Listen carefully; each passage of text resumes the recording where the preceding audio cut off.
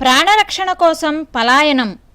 టానా ద్వీపానికి మరోవైపు ఉన్న ద్వీపంలో మేథీసన్ దంపతులు సేవ చేస్తున్నారు. స్థానికుల దుష్ట ప్రవర్తన మూలంగా తనపై వస్తున్న ఒత్తిడి తట్టుకోలేక పేటన్ తన సేవా కేంద్రంలోని మిషన్ గృహాన్ని విడిచిపెట్టి ప్రాణాలు అరచేతిలో పట్టుకుని మేథీసన్ ఉన్న ప్రాంతానికి బయలుదేరాడు. నావ ప్రయాణంలో తుఫాను గాలుల వల్ల విఫలం కావడంతో నడుచుకుంటూ వెళ్లాలని నిర్ణయించుకున్నాడు. అలా వెళ్తున్న పేటన్ నరహంతకులైన ఆటవికులు టానాలో అడుగడుగున అతన్ని సంహరించడానికి ఎన్ని విధాలుగా ప్రయత్నించి విఫలమయ్యారో ఈ అధ్యాయంలో చూడగలం. ఫైముంగో అనే మరొక స్థానిక నాయకుడు ఈ ప్రయాణంలో పేటన్కు సహాయపడ్డాడు. ఇతడు నోవార్ అల్లుడు. తుఫాను వల్ల రోడ్లన్నీ పూర్తిగా పాడైపోయాయి. ఆ దారులు స్థానికులు తప్ప ఇతరులు ఎవరో గుర్తించలేరు. కాలినడకన ప్రయాణించాలి అని నిర్ణయించుకున్న పేటన్ ఈ విషయంలో ఫైముంగో సహాయం అర్థించాడు. ఫైముంగో ఇల్లు పేటన్ వెళ్లవలసిన మార్గంలోనే ఉండడం వల్ల అతడు ముందుగా వెళ్తుండగా అనుసరించి వెళ్లాలన్నది పేటన్ ఆలోచన. మొదట్లో అతడు పేటన్ను తన వెంట రానివ్వడానికి భయపడ్డాడు. పేటన్తో, మిస్సీ, నువ్వు నా వెనుక వస్తే మియాకి నన్ను నా జన్లను కాల్చి చంపివేస్తాడేమో అంటూ భయంతో వణికిపోయాడు. అతడు కాపాడినా కాపాడకపోయినా అతని వెనకాలే వెళ్లాలని పేటన్ నిశ్చయించుకున్నాడు. నువ్వు మమ్మల్ని కాపాడితే నీకు మంచి బహుమతులిస్తాను. మమ్మల్ని నువ్వు శత్రువులకు అప్పగిస్తే నా ప్రభువు నిన్ను తప్పకుండా శిక్షిస్తాడు అని చెప్పి అతని వెనకాలే వెళ్లడానికి బయలుదేరాడు. చివరికి ఈ స్థానికుడు మేథీసన్ గృహానికి పేటన్ బృందాన్ని నడిపించడానికి సిద్ధపడ్డాడు. ఈ ప్రయాణంలో పేటన్ వర్ణించలేనన్ని శ్రమలు అనుభవించాడు.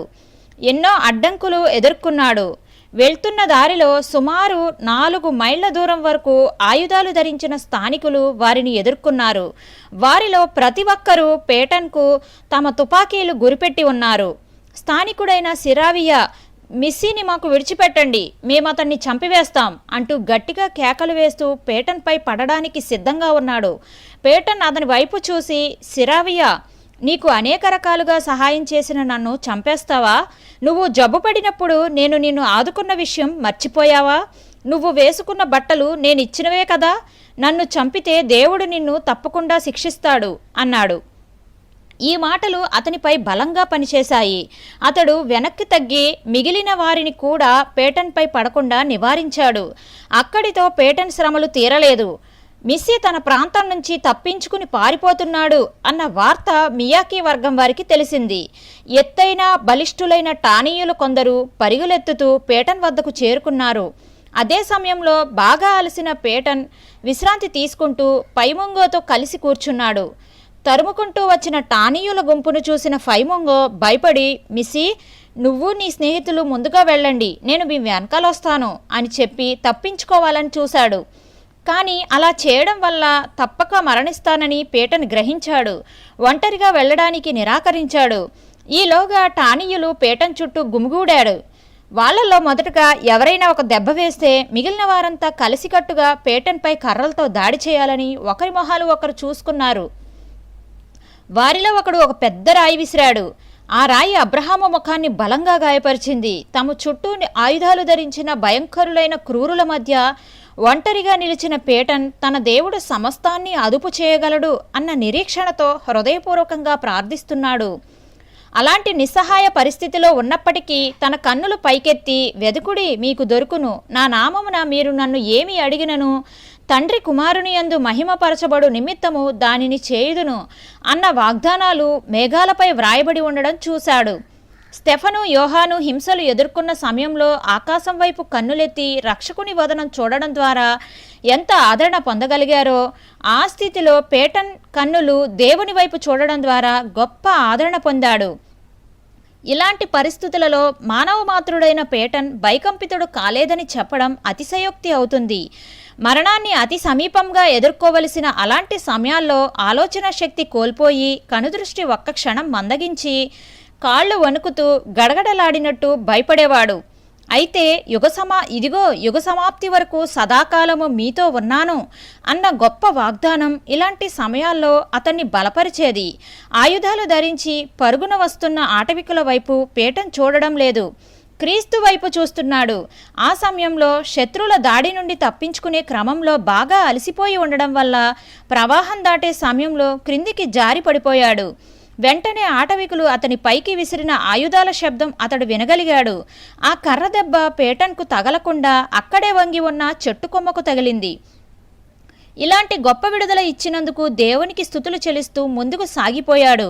ప్రతి గ్రామంలోనూ శత్రువులు చేసిన ప్రయత్నాలన్నిటినీ దేవుడు విఫలం చేశాడు. ఫైముంగో వాగ్దానం చేసినట్టు పేటన్ను క్షేమంగా రేవుకు చేర్చాడు. తన రక్తం కళ్ళ చూడాలని శత్రు సమూహాలు చేసిన ప్రయత్నాలన్నీ వమ్మయ్యాయి. వాటినన్నిటినీ అధిగమించి పేటన్ క్షేమంగా మేతీసాన్ గృహమన్న ప్రాంతం చేరుకున్నాడు. ఇలాంటి ప్రాణాంతకమైన ప్రయాణ సమయంలో పేటన్ స్నేహితులంతా అండగా నిలబడ్డారు. ఎవరూ సణుగుకోలేదు. దేవుని కాపుదలతో పేటన్, అతని స్నేహితులు మేతీసన్ మిషన్ గృహం సురక్షితంగా చేరినందుకు మేతీసన్ సంతోషించాడు. ఇరువురు కలిసి దేవుని నడిపింపు కోసం ప్రార్థించారు. కాళరాత్రి చివరి విడుదల. పేటన్ టానాలోని తన మిషన్ గృహం విడిచిపెట్టి మేతీసన్ గృహానికి సజీవంగా చేరగలిగాడు. సరి అయిన సమయం చూసుకుని అక్కడి నుండి అనీటియన్ ద్వీపం వెళ్లాలని నిర్ణయించుకున్నాడు. పేటన్ అక్కడికి చేరే వరకు అతనికి తోడుగా ఉండి సంరక్షించడానికి 3 ముఖ్య నాయకులను మేతీసన్ నియమించాడు. అయితే మియాకి దుష్ట ప్రయత్నాల వలయం నుండి పేటన్ ఇంకా పూర్తిగా విడుదల పొందలేదు. టానా ద్వీపంలోని మిషన్ సంబంధికులందరినీ పూర్తిగా హతమార్చడానికి నాయకులను, తన స్నేహితులను మియాకి చివరిసారిగా మళ్లీ పురికొల్పాడు. పేటన్ టానా ద్వీపం దాటి మేతీసన్ ఇంటి వద్ద ఉన్నాడన్న విషయం తెలుసుకున్న శత్రువులు 2 గుంపులుగా విడిపోయి ఆ ఇంటిపై దాడి చేశారు. ఒక గుంపు ఇంటి చుట్టూ చేరి దాడి ప్రారంభించారు. ఆ సమయంలో దైవ ప్రేరణచే పేటన్ తలుపులు మూసుకుని గదిలో ఉండి ఉత్తరాలు వ్రాసుకుంటున్నాడు. శత్రువులు పేటన్ కోసం అన్ని గదులు వెతకడం ప్రారంభించారు. పేటన్ జాడ కనుక్కోలేక వెనక్కి తిరిగి వెళ్ళిపోయారు. ప్రపంచంలోని మానవులెవరూ తమ శక్తితో అనుగ్రహించలేని ఇలాంటి విడుదల కోసం పేటన్ దేవుణ్ణి స్తుతించాడు. కానీ రాత్రంతా దీనికంటే మించిన శ్రమలు స్థానికుల ద్వారా అతడు అనుభవించాడు. బాగా అలసిపోయిన పేటన్ ఆ రాత్రి త్వరగా నిద్రకు ఉపక్రమించాడు. 10 గంటల సమయంలో మళ్ళీ ఆ ఆటవికులు ఇంటిని చుట్టుముట్టారు. కలగబోయే ప్రమాదం ఊహించిన నమ్మకమైన పెంపుడు కుక్క క్లొత్తా పేటన్ దుప్పటిని లాగి నిద్రలేపింది. పేటన్ మేతీసన్ దంపతులను నిద్రలేపి విషయం చెప్పాడు. 3 కలిసి ఆ గదిలో మోకరించి నెమ్మదిగా ప్రార్థన చేశారు. చేతుల్లో దివిటీలు పట్టుకుని ఆటవికులు ఇంటి చుట్టూ తిరుగుతున్నారు. అప్పటికే వారు చర్చిని తగలబెట్టేశారు. మిషన్ గృహాన్ని కూడా తగలపెట్టి తప్పించుకుపోతున్న వారిని చంపాలని సిద్ధంగా ఉన్నారు. మంటలు వ్యాపిస్తున్నాయి. పేటన్ తన దగ్గర ఉన్న గొడ్డలి, బుల్లెట్లు లేని తుపాకీని తీసుకుని తలుపులు తీసి బయటకు వెళ్ళడానికి బయలుదేరాడు. నువ్వు బయటికి వెళ్తే సజీవంగా తిరిగి రాలేవు, వెళ్ళొద్దు అంటూ మేతీసన్ వారించాడు. ఇంకా కొద్దిసేపట్లో మిషన్ గృహాన్ని తగలబెడతారు. అప్పుడు తప్పించుకోవడం అసాధ్యం అని చెప్పి పేటన్ బయటకు వెళ్ళాడు. గదిలో మేతీసన్, అతని భార్య పేటన్ కోసం పట్టుదలతో ప్రార్థన చేస్తున్నారు. పేటన్ బయటకు వెళ్ళి ముందుగా కాలిపోతున్న కంచె మంటలు వ్యాపించకుండా తన దగ్గర ఉన్న గొడ్డలితో నరికివేస్తున్నాడు. ఆ సమయంలోనే 8 మంది ఆటవికులు పేటన్ను చంపాలని అతడి చుట్టూ చేరి కర్రలు ఎత్తి పట్టుకుని నిలబడ్డారు. ఎత్తిన కర్రలు చేతుల్లో పట్టుకుని ఉన్న వారి మధ్య నిలబడి పేటన్ ఇలా చెప్పాడు. నేను మీకు ఎంతో మేలు చేస్తున్నప్పటికీ నన్ను చంపాలని చూస్తున్నారు. అయితే నా ప్రభువు నన్ను రక్షించగల సమర్థుడు. మీరు చర్చిని కాల్చివేసి ఆయనకు వ్యతిరేకంగా చేస్తున్న ఇలాంటి పనులను బట్టి మిమ్మల్ని శిక్షిస్తాడు.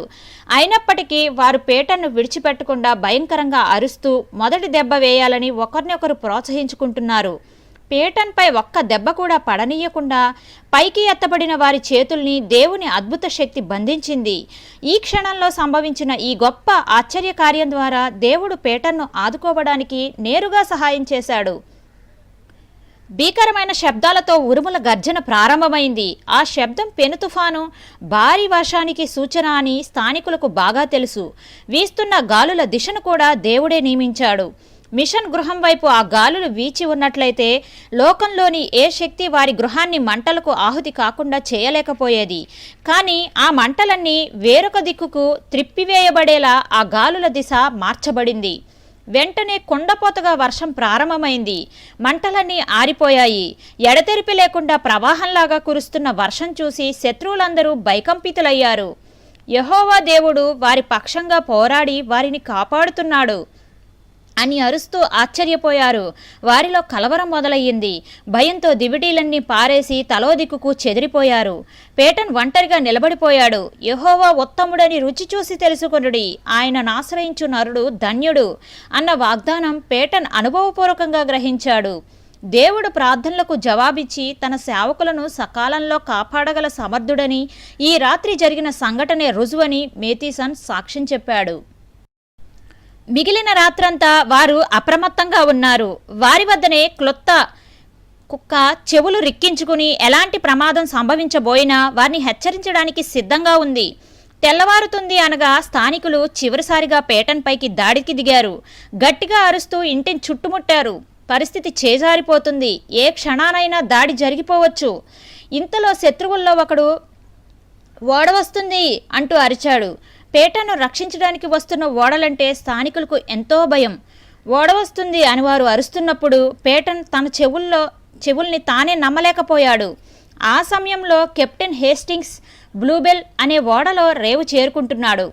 అనీటియం ద్వీపంలోని మిషనరీ సహోదరులు టానా ద్వీపంలో పేటన్ స్థానికుల ద్వారా ఎదుర్కొంటున్న శ్రమలను వివరించి అతడు సజీవుడిగా ఉన్నట్లయితే తగిన విధంగా సహాయం చేయాలని వారు కోరగా, ఓడ నాయకుడు కెప్టెన్ హేస్టింగ్స్ 2 పడవల్లో 20 మంది సాయుధులను పేటన్ కోసం పంపించాడు.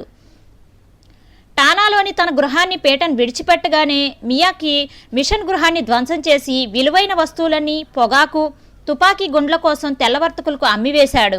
టానా విడిచిపెట్టే చివరి క్షణాల్లో నోవారే మియాకీలు పేటన్ వద్దకు వచ్చారు. ఆ సమయంలో కూడా మిస్సీ, నీ ఇళ్ళు నీవు వదిలిపెట్టినట్టుగా భద్రంగా ఉంచామని అబద్ధాలు చెప్పారు. చివరికి పేటన్, మేతీసన్, అతని భార్య బ్లూబెల్ ఓడపై క్షేమంగా సజీవులుగా అనీటియన్ ద్వీపం చేరుకున్నారు.